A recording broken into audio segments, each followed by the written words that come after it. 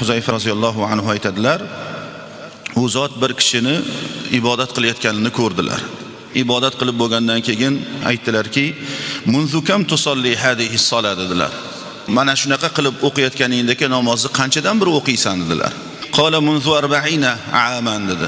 40 yildan beri hozir qanaqa qilib o'qiyotganimni ko'rgan bo'lsangiz, xuddi shunaqa qilib o'qiyman dedi. Shunda Huzayfa aytdilarki, "Ma sallayta munzu 40 sana." Sen 40 yildan beri namoz o'qimabsan dedilar.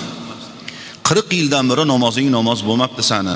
Bordi-yu, mana shu o'qiyotganingdek o'tib ketadigan bo'lsang dedilar. "Walau mutta wa anta tusalli hadihi solah."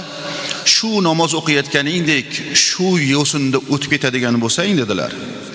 "La mutta ala g'ayri fitrati Muhammadin sallallohu alayhi va sallam." Payg'ambarimiz alayhi salomni, ya'ni Muhammad alayhi salomga nozil bo'lgan fitrat holatidan tashqarida o'lgan bo'lasan dedilar. Bu nima edi?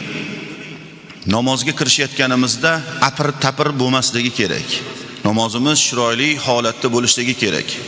Quloqlarimiz barobarida qo'limizni ko'tardikmi, endi keyin kindigimizni ostiga bog'lab o'qiyotgan namozlarimizni shunday holatda o'qishimiz kerakki, qarshimizda olamlarni Robbisi turibdi degan e'tiqodda turishimiz kerak.